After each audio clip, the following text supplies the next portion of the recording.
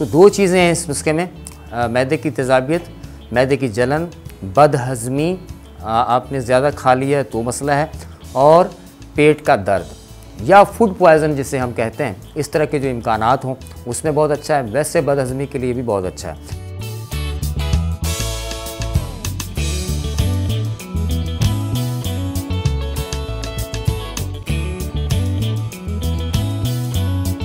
बिस्मिल्लाहिर्रहमानिर्रहीम, अस्सलाम वालेकुम वरहमतुल्लाह। मैं हूं हकीम रज़ा इलाही और आप देख रहे हैं मेरा यूट्यूब चैनल।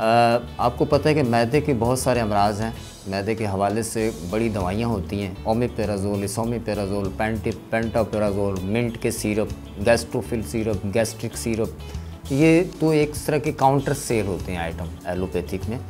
वजह ये होती है कि इंसान को जब एक दफ़ा ये मैदे का मर्ज़ हो जाए, मैदे में जलन, तेज़ाबियत, बदहज़मी की कैफियत पैदा हो जाएं, तो फिर वो जल्दी से जाती नहीं है। वो तकरीबन हर स्पाइसी खाने के बाद ये सिलसिला शुरू हो जाता है। जैसे पाए खा लिए, नहारी खा ली, तेज़ मसाले वाली बिरयानी खा ली, इस तरह से ये अलामतें पैदा होना शुरू हो जाती हैं।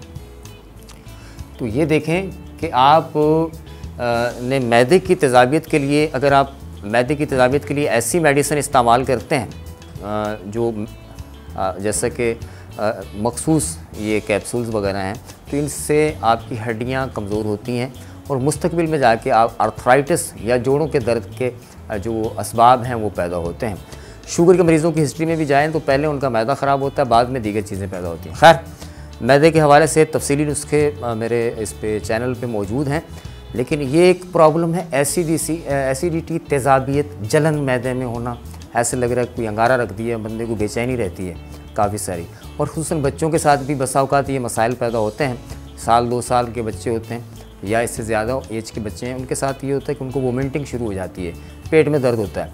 तो दो चीज़ें हैं इस नुस्खे में, मैदे की तेज़ाबियत, मैदे की जलन, बदहज़मी, आपने ज़्यादा खा लिया है तो मसला है, और पेट का दर्द या फूड पॉइज़न जिसे हम कहते हैं, इस तरह के जो इम्कानात हों उसमें बहुत अच्छा है। वैसे बदहज़मी के लिए भी बहुत अच्छा है कि ये घर में बना के रखें। बहुत आसान सा नुस्खा है, तकरीबन घर की चीज़ें हैं सारी। इसमें हमने लेना है सोडा बाई कारब, जिससे खाने का सोडा भी कहते हैं। ये हमने लेना है 30 ग्राम, ठीक है। और इसके साथ हम लेंगे छोटी इलायची, सब्ज़ इलायची 30 ग्राम, सौंफ हम लेंगे इसमें 30 ग्राम, और सौंठ का पाउडर ये लेंगे हम 30 ग्राम। इन सारी चीज़ों को मिक्स करके रख लें। और बच्चों को अगर आपने देना हो तो 30 ग्राम इसमें ग्लूकोज़ जो मिल जाता है पाउडर आम बाज़ार से, वो भी इसमें 30 ग्राम शामिल कर सकते हैं। अब बड़े जो हैं वो तो ग्लूकोज़ इसमें शामिल ना भी करें तो कोई हर्ज नहीं है। छोटे बच्चे होते हैं, उनको ज़रा खाने में कबाहत होती है। ये सारी चारों चीज़ें जो हैं इनको मिक्स कर लें, आप पाउडर बना के रख लें।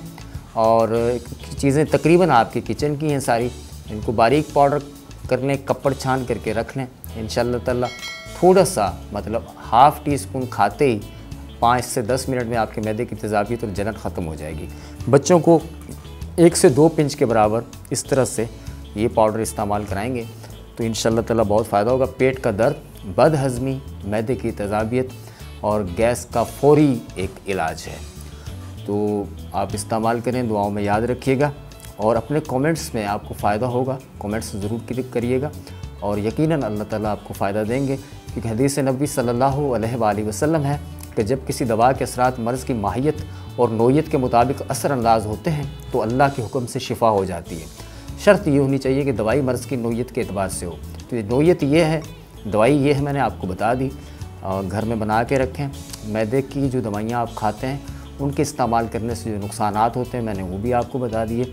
और चैनल अच्छा लगे तो सब्सक्राइब करिएगा, बेल आइकॉन के बटन को दबाइएगा, और आपको फ़ायदा हो दोस्तों में भी शेयर करिएगा। मुझे दुआओं में याद रखिएगा। अल्लाह निगहबान।